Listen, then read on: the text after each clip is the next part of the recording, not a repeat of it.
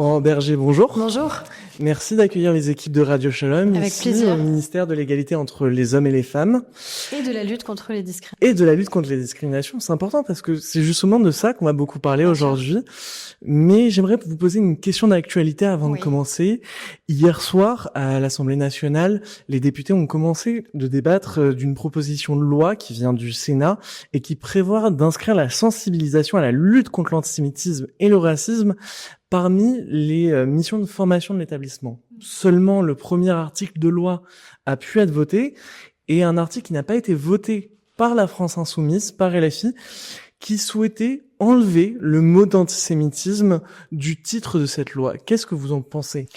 C'est moi qui défendais du coup cette proposition de loi. Elle émane du Sénat, deux sénateurs qui ont courageusement travaillé sur ce sujet, sur la question de la lutte contre l'antisémitisme au sein de l'enseignement supérieur, parce que l'explosion de l'antisémitisme, c'est malheureusement partout, et donc il faut mieux former, mieux sensibiliser, mieux accompagner, mieux sanctionner, et c'est l'objet de cette proposition de loi. Et donc, des amendements ont été déposés par la France Insoumise visant à effacer, à supprimer le mot d'antisémitisme. C'est-à-dire que dans une proposition de loi sur la question de la lutte contre l'antisémitisme dans l'enseignement supérieur, on veut supprimer le mot antisémitisme. Bon, c'est malheureusement caractéristique de ce qu'est la France insoumise. J'ai déjà eu l'occasion de le dire. Mathilde Panot s'est énervée contre moi fortement, mais ça m'est égal. Je maintiens et je continue, je persiste et je signe. Je les accuse de faire monter l'antisémitisme dans notre pays, et je suis pas la seule. Je crois que les Français juifs le disent de manière manifeste dans toutes les enquêtes d'opinion, et puis il y a des preuves, et je pense qu'il faut être très lucide. Ce sont pas des dérapages, c'est une stratégie électorale de la part de la France insoumise, et c'est pour ça qu'il faut rien laisser passer, jamais. On reviendra plus tard sur la France insoumise et son impact dans l'antisémitisme, mais d'abord j'aimerais qu'on parle de la relance de ces assises de la lutte contre l'antisémitisme. Un rapport a été rendu le 28 avril dernier. Selon vous, assez succinctement, quels sont les points principaux à retenir de ce rapport ? Moi, le 13 février dernier, j'avais mandaté des experts. Experts, ça veut dire quoi ? C'est des enseignants, des universitaires, des avocats, des magistrats, de manière à ce qu'ils travaillent sur ce qu'est devenu l'antisémitisme aujourd'hui, ses nouvelles formes, et comment on arrive à le combattre. Avec deux piliers, éduquer et sanctionner. Éduquer, parce que moi je crois pas qu'il y ait des générations perdues, parce que si on se dit ça, c'est catastrophique, ça veut dire que on acte l'idée qu'on aurait perdu la bataille avant même de la mener. Donc il faut la mener dès le plus jeune âge, et donc c'est évidemment le rôle central de l'école et ensuite de l'enseignement supérieur. Plusieurs propositions nous ont été faites, mieux protéger les enseignants, parce qu'on est dans un pays où les enseignants ont été frappés pour la liberté d'enseigner, que ce soit aux oratorat, que ce soit ensuite Samuel Paty, Dominique Bernard. Donc il faut être très clair vis-à-vis de cela, évidemment. Mieux former nos enseignants, que dans les concours, par exemple, pour accéder à la fonction d'enseignant, il y ait systématiquement des épreuves sur la question de la lutte contre l'antisémitisme et la lutte contre le racisme, et une formation systématique de nos enseignants. Et puis le deuxième volet, c'est la question de la sanction. Parce que l'antisémitisme, on le sait, vous le savez, il a évolué, il s'est renouvelé, il a muté. C'est notamment la haine décomplexée d'Israël, c'est notamment l'antisionisme, avec deux propositions qui me paraissent essentielles. L'idée que le garde des Sceaux puisse prendre ce qu'on appelle une circulaire de politique pénale, c'est-à-dire donner instruction en fait au procureur pour qu'il prenne en compte la définition de l'IHRA, et au-delà de la définition, tous les exemples qui sont adossés pour mieux caractériser, mieux sanctionner. Et puis, et je sais que c'est pas consensuel, mais moi je l'assume, la question de sortir du droit de la presse les infractions sur la question de l'antisémitisme et du racisme. Pourquoi ? Peut-être qu'on peut rebondir là-dessus, parce que il y a un collectif d'avocats qui a sorti une tribune dans Le Monde, dont Richard Malka, qui est très connu pour être l'avocat, par exemple, de Charlie Hebdo. Et cette tribune, elle écrit que ce serait une mesure qui serait immédiatement instrumentalisée et détournée de ses louables intentions pour se transformer en instrument d'oppression. En d'autres mots, ça porterait, selon eux, trop atteinte à la liberté d'expression, de sortir ces délits du droit de la presse. J'ai toujours su que ça générerait du débat. Mais par exemple, que ce soit la LICRA, que ce soit l'OJE, ils sont très favorables à cette proposition. Je pense qu'ils auront l'occasion peut-être de le dire d'ailleurs par voie de presse. Mais pourquoi moi j'y suis favorable ? D'abord pour le signal très puissant que ça envoie. Non, on ne débat pas de l'antisémitisme. On le combat. Or, le placer sous le régime du droit de la presse, c'est dire que finalement, ça resterait presque une opinion. Non, ça ne l'est pas. Il faut que ça intègre pour moi le droit commun, donc le code pénal. Ensuite, on a peu de tribunaux qui ont cette capacité de spécialisation. C'est pas la même chose quand on est à Paris et quand on est dans d'autres territoires. Or, il faut qu'on ait tous le même accès à la justice, la même rapidité dans l'accès à la justice, et on voit bien ce risque d'engorgement avec aujourd'hui plus de 6000 dépôts de plainte sur ces faits d'antisémitisme et de racisme. Et enfin, moi je suis pas, j'ai évidemment un respect immense pour Richard Malka, et d'ailleurs il a des mots aussi très agréables à mon égard dans la tribune. On a juste un désaccord sur cette question-là, mais le cas qui s'est posé sur Charlie Hebdo n'a rien à voir. On n'est pas sur le registre du racisme ou de l'antisémitisme. Moi, je parle vraiment de l'homme ou de la femme qui, dans la rue, sur les réseaux sociaux, à l'université, sur son lieu de travail, serait insulté, serait intimidé, serait menacé. Est-ce qu'on a besoin, et est-ce que cette personne, cette victime, doit aller devant une juridiction spécialisée sur le droit de la presse pour faire reconnaître le fait que oui, il a subi de l'antisémitisme, il a subi du racisme? Je ne le crois pas. Et oui, je sais que ça crée du débat. Moi, j'ai pas peur du débat. Moi, ce que je veux, c'est l'efficacité. Et je pense que ce sera plus efficace comme ça. Dans les autres propositions, il y a la création d'un délit relatif à la destruction ou à la négation d'un État internationalement reconnu. On va dire les choses clairement. On parle d'Israël. Est-ce que c'est pas une autre façon de dire que vous souhaitez pénaliser l'antisionisme? Alors, c'est une proposition de loi que j'avais d'ailleurs portée avec Caroline Yadan, que le groupe Ensemble pour la République a décidé d'inscrire à l'ordre du jour, en tout cas de le soumettre pour que ce soit débattu dès début juin. Le Conseil d'État a été saisi. Je pense que c'est très important parce que ça va donner une grande sécurité juridique au texte. Mais qu'est-ce qu'on vise? On voit bien qu'aujourd'hui, encore une fois, il y a un seul État au monde qui est visé. Pas deux, pas trois, pas quatre, un seul. C'est-à-dire que quand vous avez des régimes qui sont des régimes totalitaires, qui sont des régimes discriminatoires, qui sont des régimes qui font vivre les pires exactions à la société civile, qu'est-ce qu'on fait? On condamne les gouvernements, on condamne les régimes.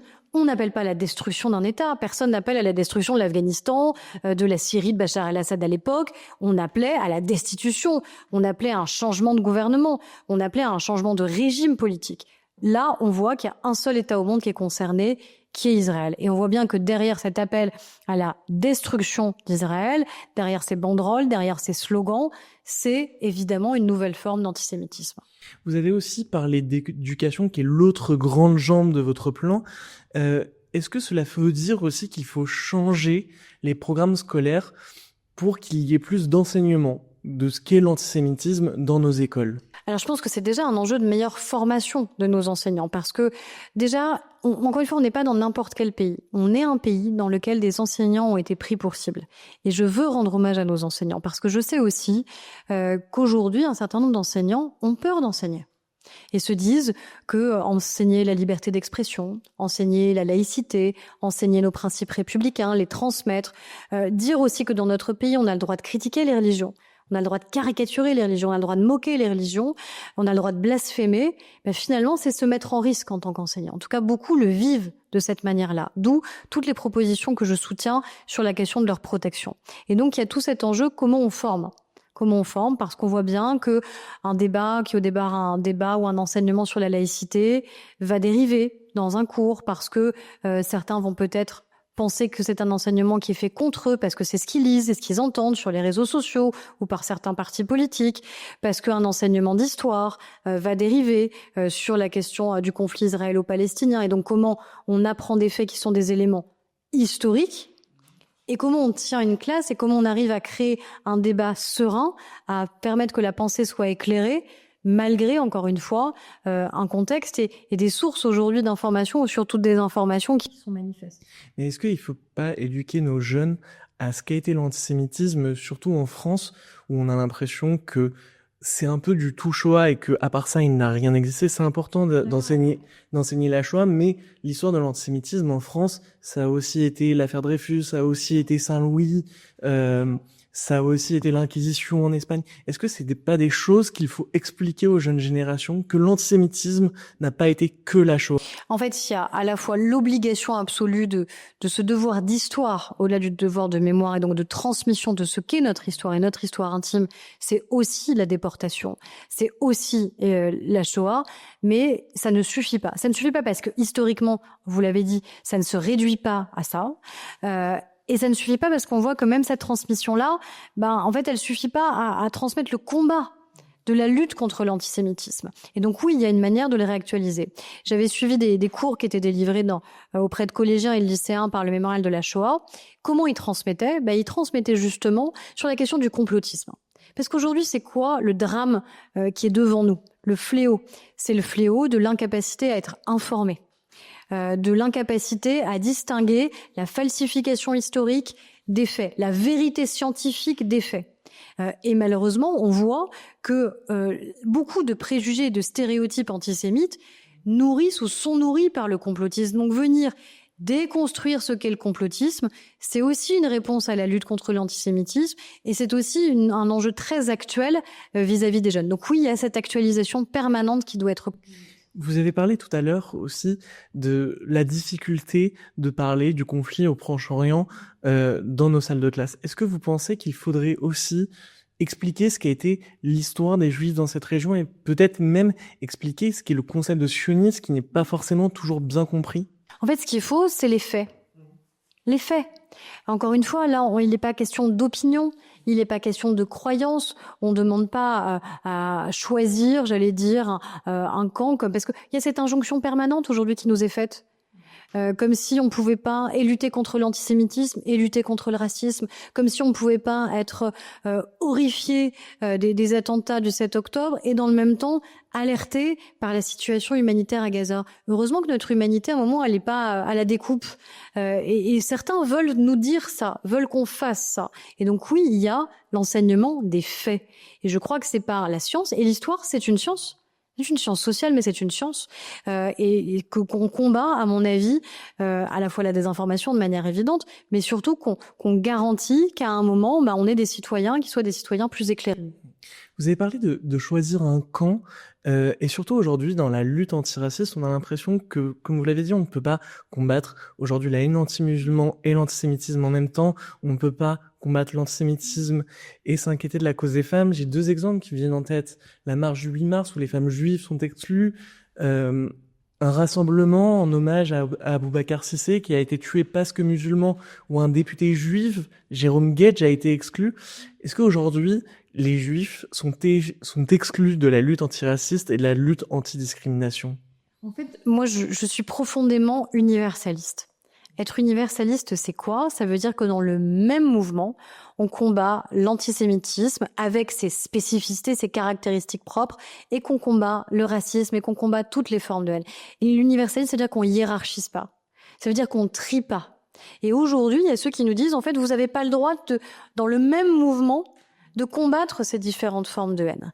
Et si on fait ça, on se segmente, on se fracture, on s'oppose et on se retrouve les uns face aux autres, alors qu'on devrait être ensemble dans ce combat.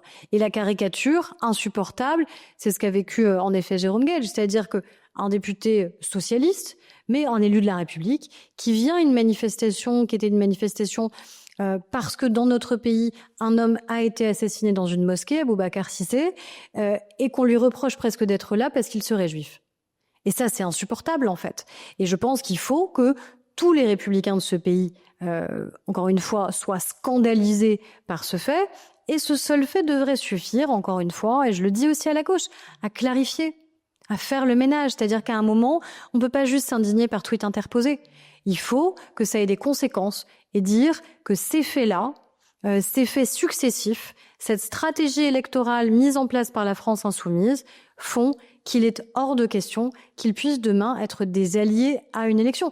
D'ailleurs, moi-même, je l'avais dit, tout le monde n'était pas sur ma ligne politique au moment des législatives, mais je l'ai assumé en considérant qu'on ne combat pas le RN en mettant un bulletin de vote LFI et que dans le même mouvement, je refusais toute compromission avec le Rassemblement national, évidemment, mais aussi toute compromission avec la France insoumise.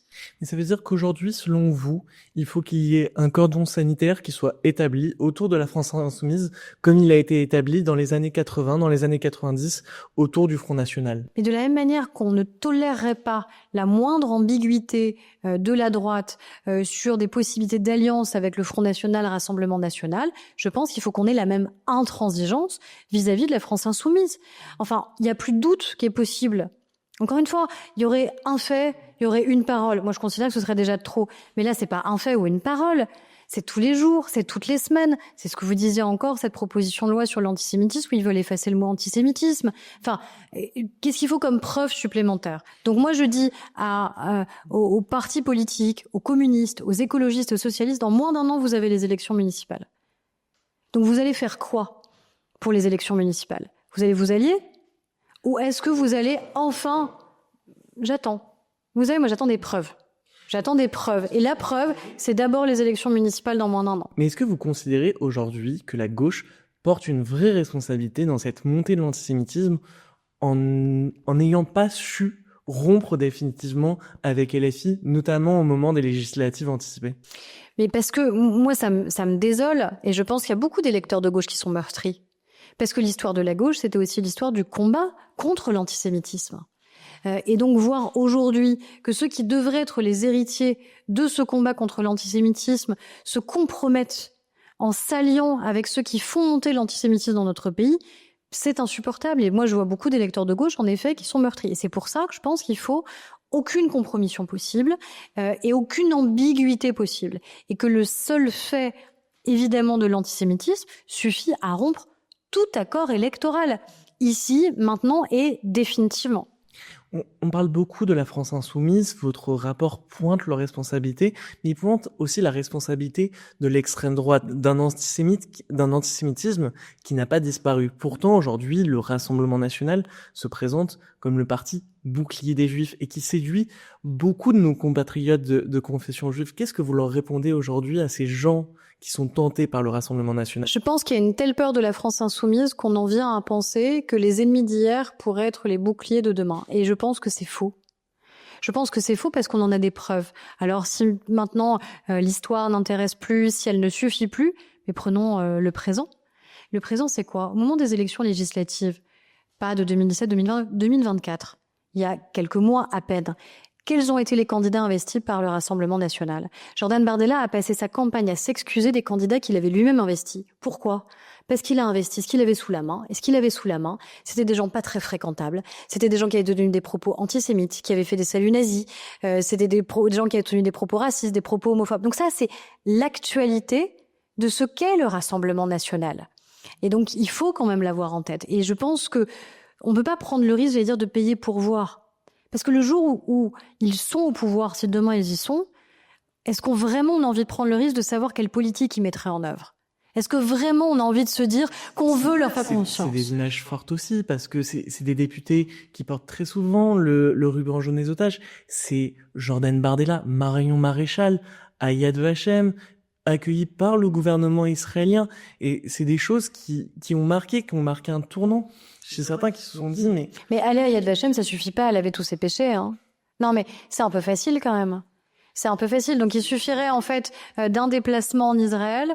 Il suffirait de se confronter aux images de Yad Vashem et à ces milliers de visages qu'on voit en sortie de Yad Vashem pour considérer donc que ça y est, on est du bon côté. Je pense que c'est un peu trop facile. Et je pense surtout que c'est prendre un risque majeur pour notre pays demain si l'extrême droite arrivait au pouvoir. Parce qu'encore une fois, dans les candidats investis, dans les accointances, dans les amitiés, dans leurs alliés européens et internationaux, on voit bien que l'antisémitisme, il n'a pas disparu. Alors il y a peut-être un discours de façade. En fait, je veux dire, je me fiche même de savoir si c'est sincère ou pas de leur part. C'est pas la question qui est posée, en fait. Est-ce que, sincèrement, ils combattent ou ils combattent pas l'antisémitisme? Ce que je sais, c'est qu'ils ont, dans leurs membres, dans leurs racines, d'hier et d'aujourd'hui, des personnes qui tiennent des propos antisémites, qui vont à des rassemblements antisémites, qui ont des amitiés avec des alliés qui sont infréquentables. Et donc, ce simple fait devrait suffire. Et oui, le problème, c'est que la France insoumise est un marchepied extraordinaire pour le Rassemblement national. Et donc, c'est là où nous, Bloc central, nous, on a une responsabilité. Et moi, j'entends bien prendre mes responsabilités aujourd'hui et demain pour affirmer que c'est à nous de faire vivre les valeurs républicaines, de faire vivre ce combat pour la République et de faire vivre ce combat contre l'antisémitisme. Et vous parlez du Bloc central, vous avez parlé des élections législatives partielles tout à l'heure, vous avez parlé du choix de Gabriel Attal, qui était Premier ministre, qui est aujourd'hui le chef de votre parti, qui a décidé de faire une alliance de circonstances au moment du second tour pour ne pas faire élire les députés du Rassemblement national. Enfin, pour que le Rassemblement national n'ait pas de majorité. Aujourd'hui, le Rassemblement national n'a pas de majorité et LFI n'a pas de majorité, mais c'est quand même quelque chose qui lui a été reproché et qui va lui coûter politiquement, qui va coûter à votre camp politiquement. Mais je sais, moi j'ai assumé une différence et je l'ai pas assumé juste aujourd'hui. Selon vous, c'était une erreur ? Mais moi j'ai dit, dès le soir du premier tour des législatives en plateau, c'était sur France 2, on m'a invité à réagir à cette proposition, à cette demande du Premier ministre, à l'époque de Gabriel Attal. Et moi, j'ai dit que je n'étais pas d'accord. Donc moi, j'ai assumé un désaccord. Et d'ailleurs, ça a eu des conséquences très directes sur ma propre candidature, puisque face à moi, LFI a refusé de se retirer. Et que son candidat disait partout dans ma circonscription qu'il préférait que le Rassemblement national gagne, plutôt que moi, je sois réélue, parce que je voulais faire tomber LFI. Donc moi, j'ai été élue en triangulaire. Je dois rien à personne. Face au RN, face à LFI. Et j'ai gagné. Et j'ai gagné dans la clarté et pas dans la confusion. Et donc oui, moi j'ai assumé une différence dès le soir du premier tour des législatives en disant que pour moi c'était ni RN ni LFI et qu'il n'y avait pas un mal qui était supérieur à l'autre parce que malheureusement aujourd'hui, ça n'est plus le cas. Et aujourd'hui, au-delà de votre parti, il existe aussi une défiance vis-à-vis du chef de l'État, vis-à-vis d'Emmanuel Macron dans la communauté juive, qui n'a pas souhaité se rendre à la marche contre l'antisémitisme, la marche républicaine de novembre 2023, et qui a aujourd'hui des propos qui sont très durs avec Israël, et une partie de la communauté juive a l'impression, si ce n'est de ne pas être compris, en tout cas de ne pas être entendu dans ses angoisses par le chef de l'État. Mais le président de la République est celui qui a présidé aux Invalides l'hommage aux Français qui ont été assassinés dans ce qu'il a lui-même appelé le pire crime antisémite de notre siècle. Le président de la République a appelé de manière inconditionnelle à la libération de tous les otages dès le 7 octobre 2023.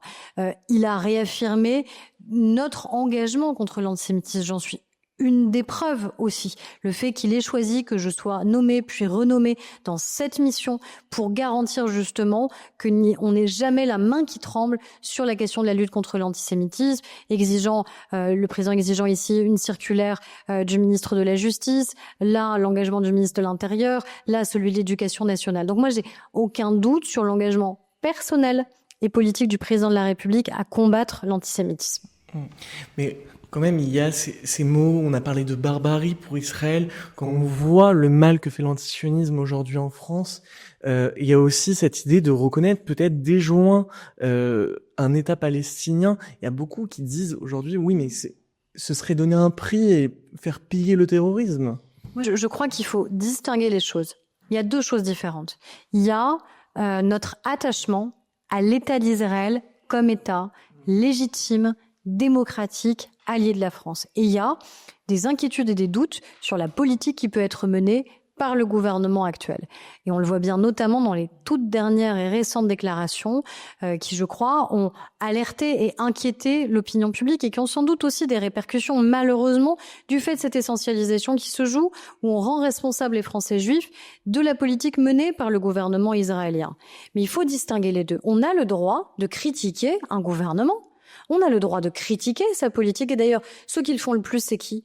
Mais c'est la société civile israélienne, qui est la plus critique à l'encontre aujourd'hui du Premier ministre israélien, et notamment les familles d'otages qui le disent. Donc c'est pour ça qu'il faut distinguer les choses. Il n'y a aucun doute sur notre attachement à l'État d'Israël, la légitimité d'Israël à exister, la légitimité d'Israël à se défendre, et le fait qu'Israël est un État allié et ami de la France. Mais on a le droit, parce que nous sommes une démocratie, et parce que justement on considère qu'Israël est notre allié, de dire les choses avec franchise et avec détermination, notamment sur la question humanitaire. Madame la ministre, pour terminer cet entretien, une toute dernière question. Vous avez souhaité coucher sur le papier et sortir un livre sur votre engagement politique, sur votre engagement républicain. Pourquoi ce besoin d'écrire ce livre pour raconter cet engagement ? Parce que j'ai intitulé mon livre « Nos combats pour la République ». Parce que j'appartiens à une génération politique pour laquelle il y a des évidences qui ne le sont plus. La République, la laïcité, les combats dont on vient de parler, universalistes, contre l'antisémitisme. Et j'avais besoin, non pas juste de le raconter, mais de dire pourquoi ces combats sont absolument déterminants pour aujourd'hui et pour demain, parce que beaucoup pensent déjà évidemment à 2027. Moi aussi, ça m'arrive d'y penser, parce que je pense qu'on... Vous êtes en train de nous dire que vous êtes candidat? Non, mais je pense que évidemment, moi, je souhaite participer de 2027, de cette clarification nécessaire, de cette clarté nécessaire et de cet engagement pour la République qui me paraît absolument déterminant. Et donc c'est ça que j'ai voulu dire, et puis aussi des éléments plus intimes, personnels, de pourquoi aussi je me suis tant engagée sur la question des violences faites aux femmes, ou parfois aussi plus politique sur la question de la dissolution. Mais oui, je crois qu'on a besoin de combattantes et de combattants aujourd'hui pour que nos valeurs s'affaissent pas, pour que nos valeurs tiennent, pour que la République tienne, parce que sinon on ne sera plus la même nation. Et moi je crois à ça, je crois à notre unité, mais cette unité ça veut dire qu'il faut combattre au bon sens du terme. Combattre ça veut dire aussi ensemble pour pouvoir continuer à la préserver. Aurore Bergé, merci d'avoir répondu à nos questions.